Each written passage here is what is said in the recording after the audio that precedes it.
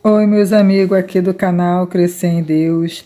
Hoje vou ler um pedaço da Bíblia que fala sobre a Bíblia, o surgimento, né, o nascimento da Bíblia, até falando do Antigo e do Novo Testamento, e como se iniciou esse livro tão maravilhoso que nos ensina que Deus nos deu para poder ter uma vida santificada, aprender a como caminhar na vida, lidar com as pessoas. Aqui está tudo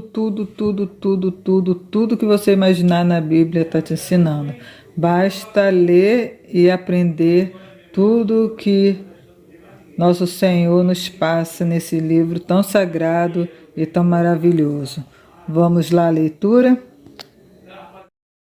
Então vamos à leitura, meu irmão. Se vocês escutar um barulho, é porque estou na minha família, no meu lar, tem minha filha pequena, meu esposo está em casa. Então um barulhinho vai sair na gravação, mas o que importa aqui é a leitura, o conteúdo. Vamos, meus amigos. Como nasceu a Bíblia? O meio para compreender melhor a Bíblia é ver como ela nasceu. Para isso, importa conhecer a história do povo que a deu à luz. Veja a cronológicos nas páginas finais da presente edição. Então, toda a Bíblia, no final, tem o cronológico da Bíblia, né? Onde aconteceu, a data. Então, você tem a sua Bíblia aí, dá uma olhadinha. Breve história do povo de Deus. A Bíblia é uma história de amor, a história da lealdade de Deus para com o povo que ele escolheu para testemunhar seu amor. Os patriarcas Abraão, Isaac e Jacó, Israel, o povo da Bíblia chama-se a si mesmo filhos, descendentes de Israel, israelitas. Os outros os chamam de hebreus. Gente desorganizada, nômades. Israel é o neto de Abraão, os patriarca por excelência, ligado à antiga cultura da Mesopotâmia, à Babilônia do tempo do rei Hammurabi, por volta de 1800 a.C. Abraão migra para a terra de Canaã, Israel, Palestina, Líbano. Gênesis 12. Tem 2 filhos, Ismael, do qual descende os ismaelitas, os árabes, e Isaque, o pai de Jacó, que é chamado Israel. No tempo de Jacó e Israel, o país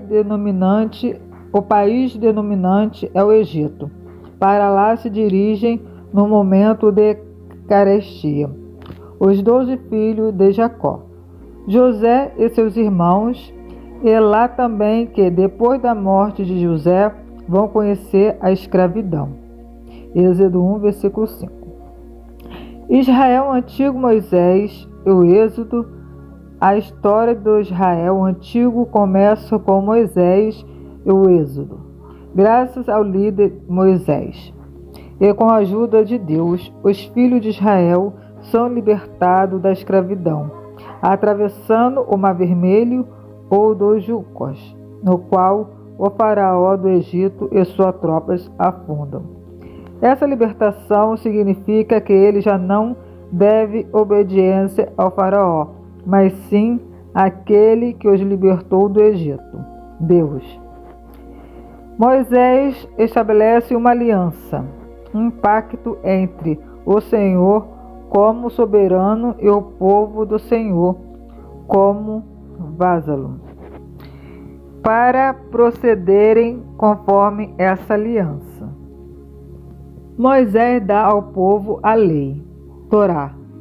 Por isso Moisés é considerado o primeiro dos profetas, testemunhas ou porta-vozes de Deus.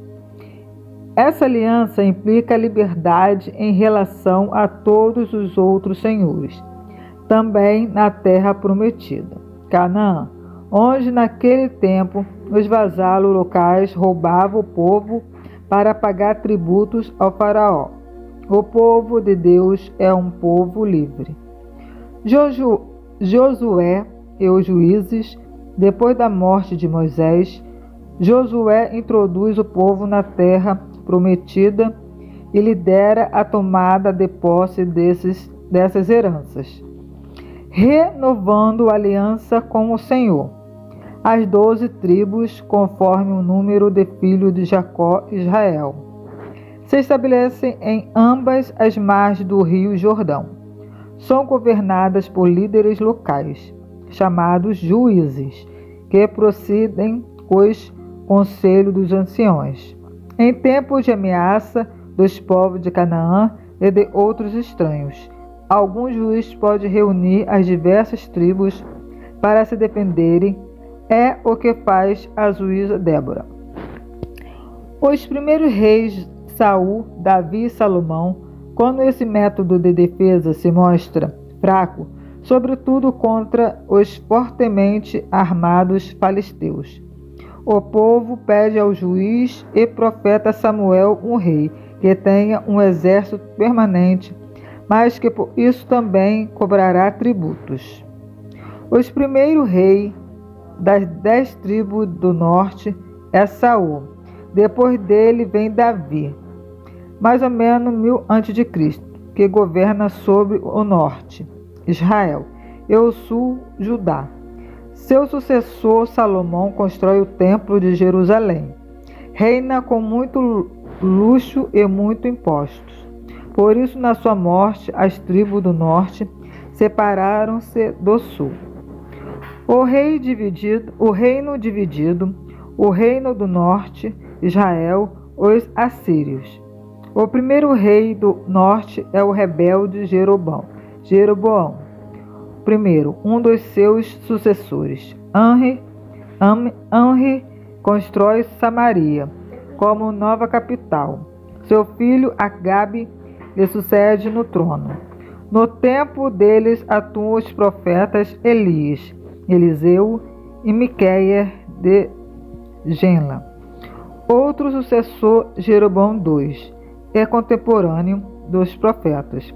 Oséias e Amós, em 722 a.C., os assírios, novos donos do mundo, invadem Samaria e deportam os samaritanos para outras regiões do seu império. O reino do sul, Judá, no sul perpetua-se a linhagem de Davi. O sucessor de Salomão é Roboão, mas o sul só ganha importância com o rei Josafá, que se une a Acabe, na luta contra os arameus sírios, no século 8 a.C. Quando o norte é submetido pelos assírios, vemos surgir os profetas no sul, Miqueias de Muraste e Isaías, no tempo do rei Acaias. Seu sucessor, Ezequias, tenta uma reforma religiosa, mas vira vassalo dos assírios. Só meio século depois, o rei Josias, por volta de 620 a.C., realizará uma reforma significativa, acaba com os lugares altos no interior e concentra todo o culto e sacerdócio no templo de Jerusalém. Essa reforma é chamada a reforma deuteronomista, porque relacionada com os primeiros esboços do livro de Deuteronômio. Por esse tempo atuam os profetas Jeremias e Safonias. Jeremias insiste junto aos sucessores de Josias, Joaquim, Jeconias e Sadecias, para que não façam pacto com os egípcios, mas aceitem o poder de fato que agora está com os babilônios. Os babilônios, o exílio babilônico, de fato, em 597, o rei da Babilônia, Nabucodonosor, faz uma expedição punitiva contra Jerusalém e leva o rei Jeconias e seus partidários para a Babilônia. Primeira deportação para o exílio babilônico. Quando, em 586, seu sucessor, Sadesias comete o mesmo erro. Os babilônios destroem o templo e levam o rei e sua gente. Segunda deportação. Os profetas dos exilados são Ezequiel e um longuinho, discípulo de Isaías. O segundo, Isaías. O exílio dura até 538, quando Ciro, rei da Pérsia, depois de vencer os babilônios, se torna o novo dono do mundo e decreta a liberdade dos exilados. O período persa nasce o judaísmo. Depois de volta, os exilados restauram Jerusalém.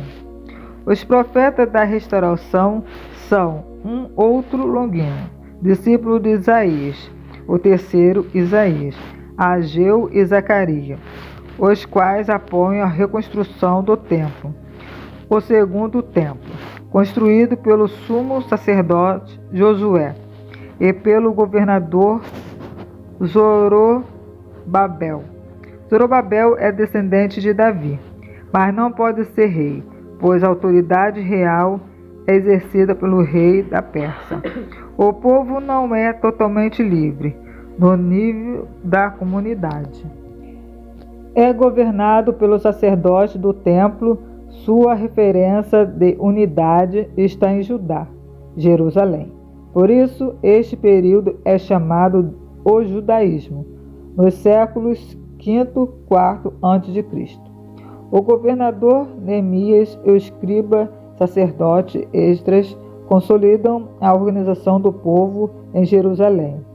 A Esdras atribui-se a leitura da lei e a organização das sinagogas e do estudo da lei. É chamado o pai do judaísmo.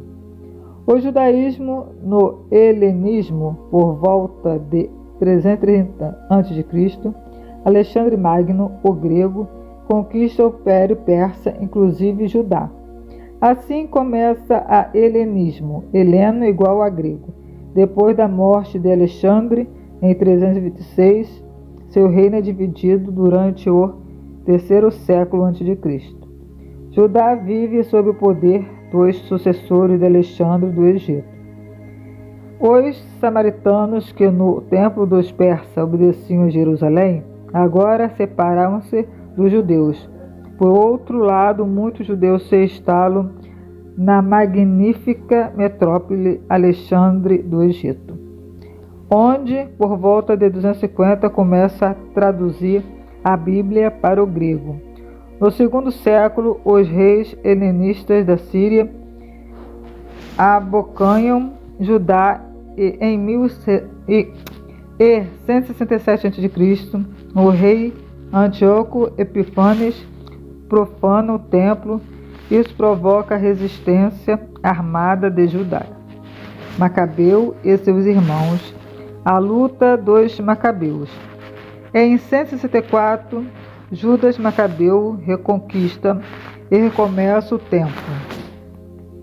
Os Macabeus chegam e constituem uma dinastia, ou linhagem hereditária de reis nacionais, a dinastia dos Asmoneus, mas essa não é muito santa. Encampam o sumo sacerdócio, apoiado pelos sacerdotes do templo saduceus. Isso provoca a oposição dos fariseus leigos e dos essênios sacerdotes. Acirra-se também o conflito com os samaritanos em 128. O Asmoneu, João e Hircano destrói o santuário dos samaritanos no Monte Garizim. Os romanos, Inácio do cristianismo, quando as brigas internas dos armoneus tornam-se o país ingovernável, os anciãos de Judá apelam para os romanos, os novos donos do mundo. Em 63 a.C., ele vem para ficar sob o comando do general Pompeu. Nomeiam o Idoneu Antípatre vice-rei, seu filho Herodes o Grande, sucede-se no fim de seu governo, no tempo do imperador Augusto, nasce Jesus de Nazaré, que atuará e será crucificado durante o império de Tibério, sendo Pôncio Pilatos governador da Judéia e Herodes Antipas vice-rei da Galiléia. Enquanto a Judéia é administrada pelos governadores romanos e os vice-reis descendentes de Herodes, nasce e cresce a comunidade dos seguidores de Jesus, com Pedro e Tiago como principais líderes, e um fariseu convertido, Saulo de Tarso. Paulo provoca grande expansão do cristianismo pelo mundo grego-romano. Fim do templo e do judaísmo antigo, nascimento do judaísmo rabínico. Em 66 d.C., o movimento nacionalista dos zelotes inicia uma guerra contra os romanos. Os zelotes ocupam o templo de Jerusalém. Depois de cruel assédio, o general Tito toma a cidade e destrói o templo em 70 d.C. Os escribas fariseus que anteriormente se tinham refugiado com os livros sagrados em Jamínia, a 50 quilômetros de Jerusalém, refundam então o judaísmo com base no estudo da lei, sem templo nem sacrifício.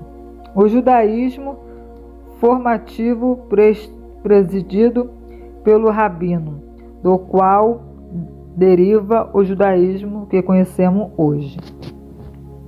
Gestão, nascimento e crescimento da Bíblia. Qual foi nesse quadro a história da própria Bíblia? A Bíblia foi gestada a partir do êxodo do Egito e dada à luz no tempo do exílio babilônico. A gestação no coração do povo começou com Moisés por volta de 1200 a.C., líder do êxodo e transmissor da lei. Tornou-se o ponto de referência da memória do povo daquilo que mais tarde ia ser chamada a lei e os profetas.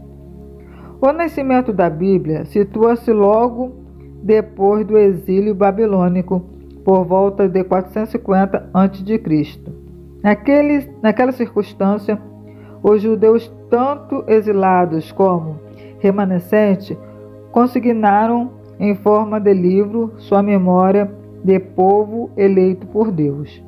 A lei, os textos e as tradições a respeito da libertação da escravidão do Egito sob a liderança de Moisés, que tinha promulgado a lei e selado a aliança de Deus. Os profetas anteriores, a história do povo de Israel, no templo dos grandes profetas, que foram os porta-vozes do Senhor, desde Moisés até os profetas que falaram aos últimos reis de Israel e de Judá. Mais tarde foram acrescentados os profetas posteriores, os 12 profetas menores, os oráculos dos antigos profetas, completados com os que atuaram depois do Egito, os escritos, os salmos contados no templo, os salmos, os provérbios, os pensamentos dos sábios baseados em longa tradição, texto poético como o Cântico dos Cânticos, etc. Por isso, os judeus chamam suas escrituras sagradas a lei, os profetas e os escritos.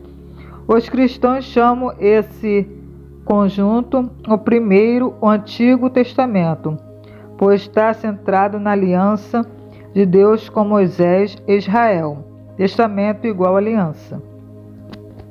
E assim como os judeus escutam na sinagoga a leitura de trecho da lei e dos profetas, procurando-lhe o sentido por meio de diálogo ou homilia. Os cristãos escutam a Escritura na liturgia da palavra, mas por causa do gesto de Jesus, que instaurou a nova aliança anunciada pelos profetas, inclui na leitura os escritos do Novo Testamento, conjunto das Escrituras cristãs. A Bíblia não caiu pronta do céu, mas cresceu na terra, fecundada pela palavra de Deus, que desce como a chuva e faz a terra produzir frutos e justiça. Também sua acolhida na comunidade não se deu numa vez só, mas gradativamente ao ser lida e estudada na sinagoga judaica logo depois do exílio. A Bíblia ainda não era o que é para nós os cristãos hoje. Cresceu à medida que o Espírito de Deus conduziu o povo reconhecer nas Escrituras sua experiência de Deus e seu guia para o caminho de vida para os cristãos. Esse processo chegou ao ponto culminante quando foram postos por escrito a memória de Jesus, os traços essenciais de sua comunidade. Isso se deu no tempo dos apóstolos, entre 50 a 100 anos depois de Cristo. O Antigo ou Primeiro e Novo Testamento. A Bíblia cristã conserva, além do Novo Testamento de Jesus Cristo, os escritos de Israel, o Antigo ou Primeiro Testamento, a tradição religiosa de Israel, na qual a experiência cristã está, por assim dizer, exertada. Pode-se perguntar por que manter os escritos do Antigo Israel se Jesus fundou uma nova aliança. A resposta é simples. Nem sequer entenderíamos a expressão nova aliança se não tivesse a Bíblia de Israel, que nos fala da primeira aliança e das promessas dos profetas que anunciam a nova. Os escritos referentes à primeira aliança, o primeiro ou Antigo Testamento, nos ensina a linguagem da nova, e o Novo Testamento nos ensina em que sentido se cumpre em Jesus, em sua comunidade, a esperança do Antigo. O exemplo mais significativo é a última ceia. Jesus diz que o cálice com o vinho é o seu sangue da nova aliança, derramado por todos. Jesus invoca aqui a aliança da lei, concluída por Moisés, com o sangue do sacrifício. Mas também a nova aliança anunciada pelos profetas, quando a lei estará escrita no coração de cada um. Quando Jesus dá a própria vida, a aliança se realiza plenamente, abrindo-se a todos os que lhe dão adesão. Seu corpo, sua vida doada até o fim, seu sangue derramado, ocupam doravante o lugar do sacrifício da aliança, celebrados anteriormente por Israel. A primeira aliança não é revogada, mas transformada. Jesus não veio para revogar, mas para completar. Em Jesus recebe amplidão muito maior. Não só os israelitas de sangue, mas todas as pessoas podem dela participar, se aderirem a Jesus, a sua palavra e a sua prática de vida. Na visão cristã, a vocação de Israel como povo eleito chega a seu ponto culminante em Jesus. Nele, a aliança e a palavra de Deus são levadas a todos. Por essas razões, a Igreja cristã sempre tratou com maior cuidado e condenando quem ensinasse o contrário. As Escrituras de Israel, presentes na primeira leitura da liturgia dominical, na oração dos salmos, etc. Graças a esse cuidado, somos capazes de orar com a mesma palavra de Jesus, judeus, criado na linguagem do Primeiro Testamento. As diversas configurações da Bíblia. Nosso povo tem muito problema com as diferentes formas da Bíblia, a católica, a protestante, etc. Essas diferenças compreendem-se a partir da história. Primeiro, o Antigo Testamento, as diferenças entre a Bíblia se restringem ao chamado Antigo Testamento. As escrituras aceitas pelo judaísmo hoje, a Bíblia hebraica, não são totalmente idênticas ao que nós chamamos o Antigo Testamento.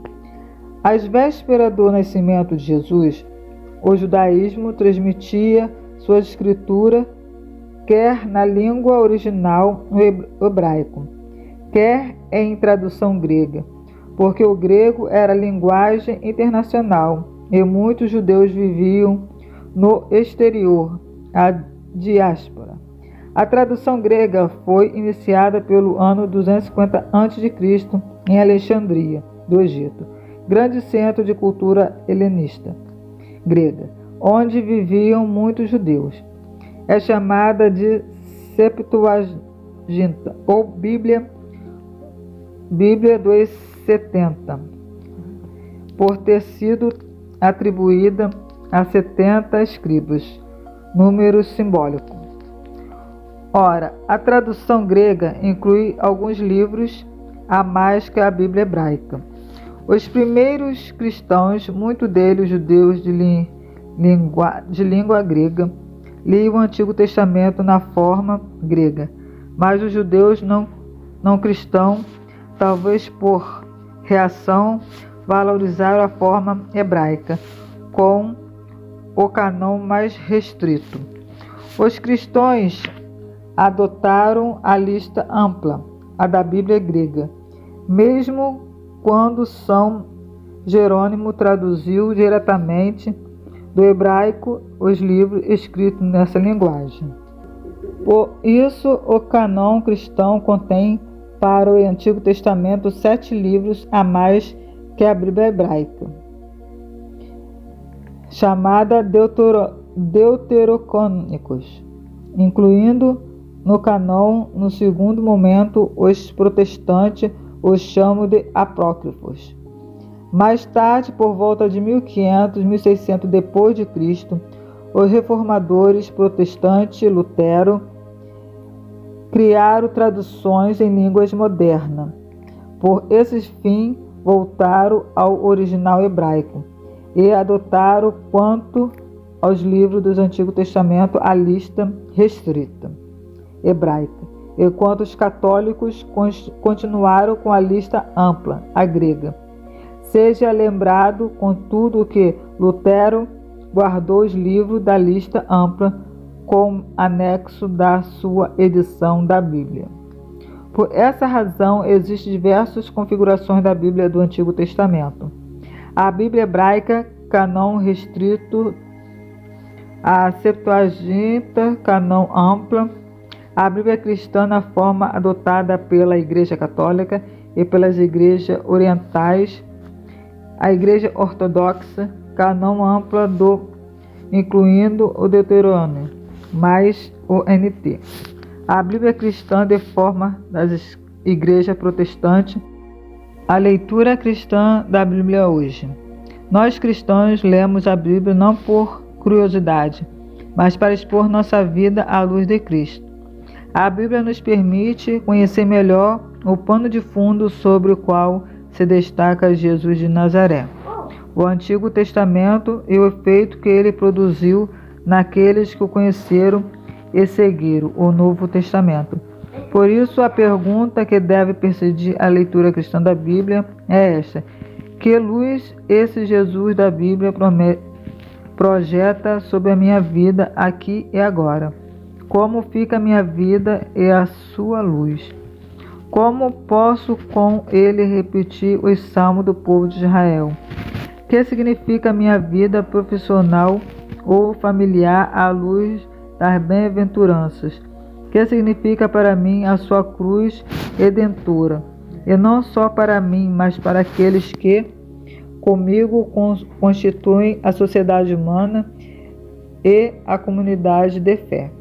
Essas perguntas surgiram em mim porque essa comunidade me transmitiu a memória de Jesus e me levou a expor minha vida à sua luz, desde o batismo. Por isso, para tirar proveito da leitura bíblica hoje, é fundamental escutar a Bíblia dentro do âmbito em que ela nasceu e ao qual se destina, a comunidade que celebra e busca praticar aquilo que a Bíblia fala. A Bíblia só se compreende verdadeiramente no meio dos que o vivem. Só no ambiente que transmite de geração em geração o amor fraterno ensinado por Jesus e que se estende. Amai uns aos outros como eu vos amei. A Bíblia precisa ser compreendida na oração e no compromisso com os irmãos e irmãs que Deus nos deu. Ainda que seja na solidão do nosso quarto, Deus e os nossos irmãos estão presentes quando curtimos a Bíblia nesse espírito. Daí a importância da Bíblia na catequese. A Bíblia contém as primeiras palavras da fé e o beabá da fé. Os cristãos que percebem as grandes lições da Bíblia bebem a verdade fundamental que Deus nos quer proporcionar, especialmente em Jesus de Nazaré. Sua aliança, seu amor, a fidelidade que se manifestam na vida e a morte de Jesus, alicerce de nova comunidade. Aí, meus irmãos, gostaram de saber o surgimento da Bíblia, algumas características, o povo, qual o fundamento da Bíblia em nossa vida. Então fica por aqui o vídeo, desculpe o barulhinho, mas é assim mesmo, o importante é o conteúdo. Se inscreva no canal, deixe o seu like, que Deus te abençoe, a você e a sua família. E vamos crescer em Deus?